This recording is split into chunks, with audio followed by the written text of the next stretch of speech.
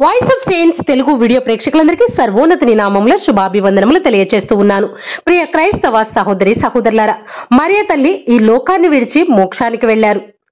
మరియ తల్లి అలా మోక్షానికి వెళ్ళినప్పుడు మోక్షంలో ఉన్నటువంటి సన్మనస్కులతో పాటు ముక్తి పొందినటువంటి మోక్షవాసులు కూడా మరియ తల్లికి ఎదురుగా వచ్చి ఇంపైన పాటలతో మోక్షరాణి మహోత్సవాన్ని ఎంతో ఘనంగా కొనియాడారు.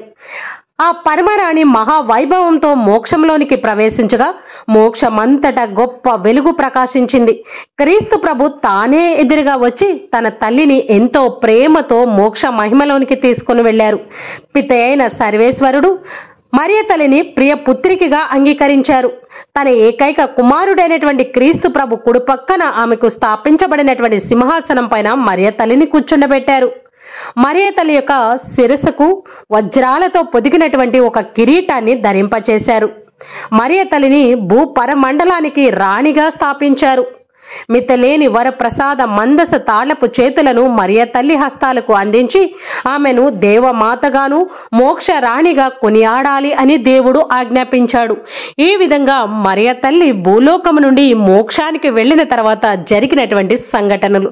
అయితే ప్రియ క్రైస్తవ సహోదరి సహోదరులారా, మరియ తల్లి ఎందుకు మోక్షారోహణమయ్యారు, ఎలా మోక్షారోహణమయ్యారు, మరియ తల్లి యొక్క మోక్షారోహణ గురించి మన పునీతులు ఏమంటున్నారు అనే కొన్ని విషయాలను ఈరోజు ఈ వీడియో ద్వారా మనం తెలుసుకుందాం. పునీత అల్ఫోన్స్ లిగోరా గారు మరియ తల్లి యొక్క మహిమలు అనే పుస్తకాన్ని రాశారు. ఆ పుస్తకంలో పాపము చేసినందుకు శిక్ష మరణం. అయితే పాపమే సోకనటువంటి మరియకు ఆ మరణం మినహాయించబడి ఉంది అని ఆయన రాశారు. మరియ తల్లి అన్ని విధాల క్రీస్తు ప్రభుని పోలి ఉన్నారు, ఒక దైవత్వంలో తప్ప. అందుకే మరియ తల్లి కూడా మరణించవలసి ఉంది. అయితే ఇది దేవుని చిత్తం. కానీ ఆమె మరణం ఎలాంటిది అంటే చాలా మధురమైనది. ఆ మరణం మరియ తల్లికి సంతోషాన్ని కలిగించేదిగా మారింది. ఒకవేళ మనము గాని సడన్ గా చనిపోతే ఎటువంటి పరిస్థితుల్లో మనం చనిపోతున్నాం? ఈ లోక ఆశల్లో చిక్కుకొని పాపపు జీవితం జీవించి మనం చనిపోతే మనకి మోక్షం ఉంటుందా అనే భయం మనలో మొదలవుతుంది. మనం చేసిన పాపాలకు ప్రాయశ్చిత్తం పొందకుండా మనం చనిపోతే ఆ పాపాలతో మనం మోక్షానికి చేరుకోగలమా అనే ఆందోళన మనలో మొదలవుతుంది. అలా కాకుండా మనం చేసిన ప్రతి తప్పుకి కూడా ఇక్కడ మనకి విముక్తి లేకుండా సడన్ గా మనం చనిపోతే మనం ఆ పాపాలతోనే దేవుని చెంతకు చేరగలమా అనే ఆందోళన, భయము, అలజడి మనలో మొదలవుతుంది. కానీ మరియ తల్లికి ఆ బాధ ఏమీ లేదు. ఎందుకంటే ఈ 3 కారణాలు కూడా మరియ తల్లిలో లేవు. అసలు మరియ తల్లి ఈ లోకంలో జీవించినప్పుడు ఈ లోక ఆశల్లో చిక్కుకోలేదు. దేవునితో సైక్యతగా ఆమె జీవించింది. పాపం కాదు కదా, అసలు జన్మ పాపమే మరియ తల్లికి లేదు. కాబట్టి మరణం మరియ తల్లికి చాలా మధురంగా మారింది. మరియు మరణం మరియ తల్లికి స్వేచ్ఛ, సంతోషాన్ని ఇచ్చింది. పాపాన్ని బట్టి మరణం అనేది మనకి శిక్ష. కానీ పుణ్యాలను బట్టి, ప్రేమ బలాన్ని బట్టి దేవుని చిత్తము చొప్పున జీవిస్తే మరణం చాలా సంతోషంగా ఉంటుంది అని మరియ తల్లి మరణం ప్రూవ్ చేసింది. ఆ మరణం ద్వారానే ఆ పునీతురాలని తన తండ్రి, పుత్రుడు, ఆత్మ దేవుడి దగ్గరకు చేర్చింది. అందుకే ప్రేమ ఎంత మధురమో మరణం కూడా ఆమె పట్ల అంతే మధురంగా ఉంది అని మన పునీత అల్ఫోన్సా లిగోరా గారు చెప్తూ ఉన్నారు. ప్రియ క్రైస్తవ సహోదరి సహోదరులారా, క్రీస్తు ప్రభు మోక్షానికి వెళ్లిన తర్వాత మరియ తల్లి ఈ లోకంలోనే ఉన్నారు.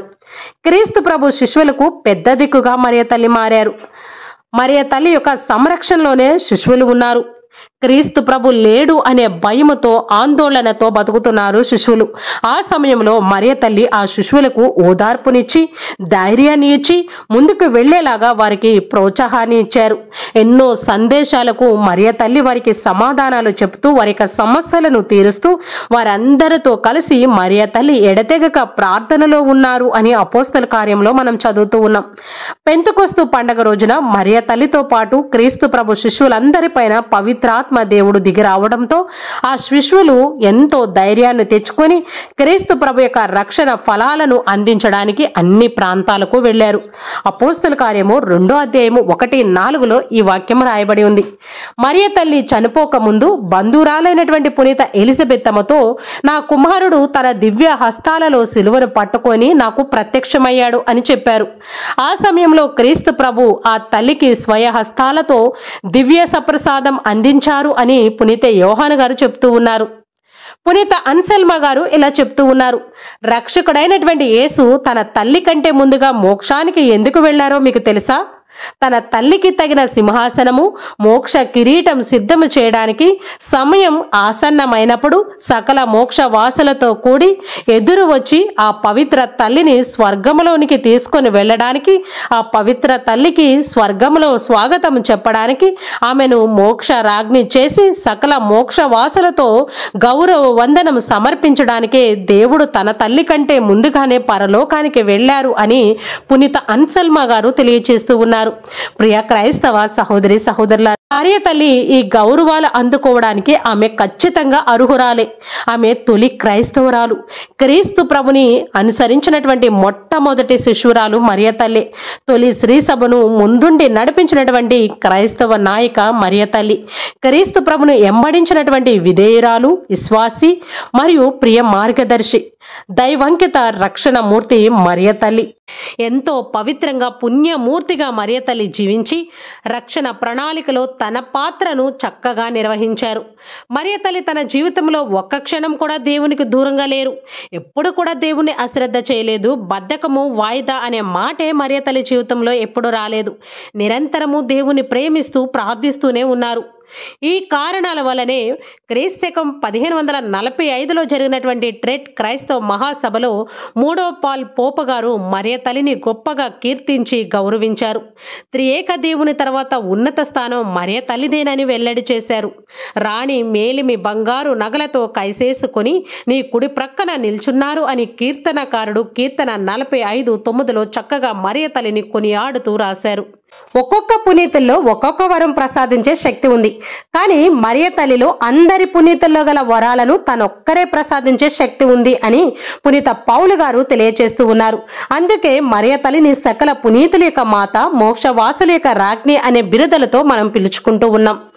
మరియ తల్లి 5వ శతాబ్దంలోనే ఆత్మ శరీరాలతో మోక్షానికి వెళ్లారు అని కథోలికులు విశ్వసిస్తూ ఉన్నారు.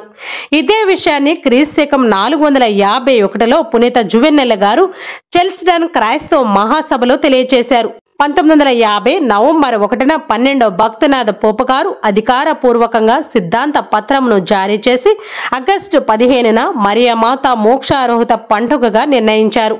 ఈ తేదీ భారతదేశానికి స్వతంత్రం వచ్చిన తేదీ. అందుకే భారతదేశానికి మరియ తల్లి పాలక పునీతులుగా ఏర్పరచబడ్డారు.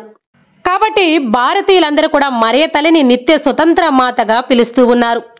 అయితే మరియ తల్లి ఈ లోకాన్ని ఎప్పుడు విడిచి వెళ్లారు అనేది చరిత్ర ప్రకారం ఖచ్చితమైన ఆధారాలైతే లేవు. కానీ మరియ తల్లి యెరూషలేము నుండి వెళ్లారు అని కొంతమంది తెలియచేస్తూ ఉన్నారు. మరో కథ ప్రకారం మనం చూసుకుంటే యోహాను గారి సంరక్షణలో ఎఫెన్సు నగరంలో ఉన్నటువంటి మరియ తల్లి క్రీస్తు ప్రభు మోక్షారోహణమైన తర్వాత 3 నుండి 15 సంవత్సరాల మధ్యలో ఆత్మ శరీరాలతో ఈ లోకాన్ని విడిచి మోక్షానికి వెళ్లారు అని తెలియచేస్తూ ఉన్నారు. దేవుడు తల్లి అయినటువంటి దేవమాత తల్లిని దేవుడు ఎంతో గొప్పగా గౌరవిస్తూ ఉన్నారు. మరి పాపాత్ములము, మానవులమైనటువంటి మనం ఇంకెంత గౌరవించాలి? లూకాసు వార్త 1వ అధ్యాయం 25వ వచనం మనం చూస్తే పరలోకంలో ఉండే దేవదూతలే మరియ తల్లికి నమస్కారం చేశారు. ఇంకా లూకాసు వార్త 1వ అధ్యాయం 46 నుంచి 56 వచనాలు మనం చదివితే మరియ తల్లి చేసినటువంటి స్తోత్ర గీతం ఆమెను తరతరాల వరకు ధన్యురాలు అనే ముద్ర వేసింది. సూర్యుడే మరియ తల్లి వస్త్రాలుగా మారాడు. చంద్రుడు మరియ తల్లి యొక్క పాద పీఠంగా నిలిచాడు. ఆమె శిరస్సుపై 12 నక్షత్రములు గల కిరీటం ఉండెను అని దర్శన గ్రంథం 12వ అధ్యాయం 2వ వచనంలో రాయబడి ఉంది. విషసర్ప సాతాను తలను మరియ తల్లి నలగొట్టారు అని దర్శన గ్రంథంలో రాయబడి ఉంది. ఇంత గొప్పటి మహిమని కలిగినటువంటి మరియ తల్లి ఖచ్చితంగా ఆత్మ శరీరాలతో మోక్షానికి వెళ్లారు అని మన కథోలికులుగా మనందరం కూడా విశ్వసించాలి. మరియ తల్లి ఈ భూలోకంలో చాలా సార్లు దర్శనాలు ఇచ్చారు. చాలా మందికి కనిపించారు కూడా. మన యొక్క పాపాలను ఒప్పుకొని క్రీస్తు ప్రభు చెంతకు నడిపించబడాలి అని మరియ తల్లి తన దర్శనాల ద్వారా సందేశం ఇచ్చారు. ముఖ్యంగా లూర్దు మాత, ఫాతిమా మాత, వెలంగిని మాత దర్శనాలు చాలా పేరున్నటువంటి దర్శనాలు. ఇంకా మరియ తల్లి భక్తులైనటువంటి పునీత బెర్నాడ్ గారు, పునీత ఎఫ్రిమ్ గారు, ఎంతో మంది భక్తులు మనకి ఆదర్శంగా నిలుస్తూ ఉన్నారు. పునీత బెర్నాడ్ గారు చేసినటువంటి దేవమాత శరణగోరు జపము శ్రీ సభ ప్రాంతకాల ప్రార్థనలో చేర్చి మరియ తల్లి బిడ్డలమైనటువంటి మనకు ఆ తల్లి దీవెనలు అందేలా చేస్తుంది. శనివారం ప్రత్యేకంగా మరియ తల్లికి కేటాయించి మరియ తల్లి యొక్క భక్తిని ప్రోత్సహిస్తూ ఉంది. మే నెలంతా దేవుమాత పూజిత మాసంగా శ్రీ సభ ఏర్పాటు చేసింది. మరియ తల్లి యొక్క అడుగు జాడల్లో మనం నడుస్తూ దేవుని చెంతకు వెళ్ళాలి అని మరియ తల్లి తన బిడ్డలమైనటువంటి మనలను ప్రోత్సహిస్తూ ఉన్నారు. ఆఖరిగా పునీత సూడో అగస్టిన్ గారి ప్రకారం మనం చూస్తే మరియ తల్లి యొక్క దేహం క్రీస్తు ప్రభుకి మందసంగా ఉండిపోయింది. కాబట్టి క్రీస్తు ప్రభు ఉన్న చోటే మరియ తల్లి దేహం కూడా ఉంటుంది అనడంలో ఎటువంటి సందేహము లేదు. ఏ దేహం నుండి అయితే క్రీస్తు ప్రభు తన దేహాన్ని చేసుకున్నాడో ఆ పునీత దేహం ప్రాణం విడిచాక క్రుళ్ళిపోయి పురుగులు పట్టి పురుగులకు మేతగా అయ్యింది అంటే నేను నమ్మను. కాబట్టి ఆ పునీత మరియ తల్లి యొక్క దేహం క్రీస్తు ప్రభు సన్నిధి చేరే ఉంటుంది అని నేను ఖచ్చితంగా విశ్వసిస్తున్నాను అని పునీత అగస్టిన్ గారు తెలియచేస్తూ ఉన్నారు. మరియ తల్లి వేల సన్మనస్కులతో ఆత్మ శరీరాలతో మోక్షానికి వెళ్లారు అనేది మన కథోలికుల యొక్క విశ్వాసము. దేవుడు మరియ తల్లికి గొప్ప మహిమను ప్రసాదించారు. మోక్షంలో ఉన్న మోక్ష వాసులతో పాటు సన్మనస్కులు కూడా ఆ ఆనందాన్ని చూసి ఎంతగానో సంతోషించారు. కాబట్టి మోక్ష వాసులతో సన్మనస్కులతో కలిసి మనము కూడా మరియ తల్లి యొక్క మోక్షారోహణను కొనియాడదాము. ఎందుకంటే కడతీర్పు రోజున మనము కూడా జీవముతో లేస్తాము అనే సత్యాన్ని మనం గుర్తు చేసుకోవాలి. అయితే అప్పుడు మనము మోక్షానికి వెళతామా నరకానికి వెళతామా అనేది ఇప్పుడే చెప్పలేము. ఈ లోకంలో మనం చేసినటువంటి పాప పుణ్యాలను బట్టే కడదినము రోజున మనకి తీర్పు అనేది ఉంటుంది. కాబట్టి ఈ లోకములో మనం ఘోరమైన పాపాలు చేస్తే ఇంకా పాపపు స్థితిలోనే మనం బ్రతుకుతూ ఉంటే ఆ పాపాల నుండి మనకి విముక్తి దయచేయమని క్రీస్తు ప్రభుని ప్రార్థన చేసుకుందాం. మరియ తల్లిని మనకు శరణముగాను ఆదరువుగాను కాపరిగా ఉండమని మరియ తల్లిని వేడుకుందాము.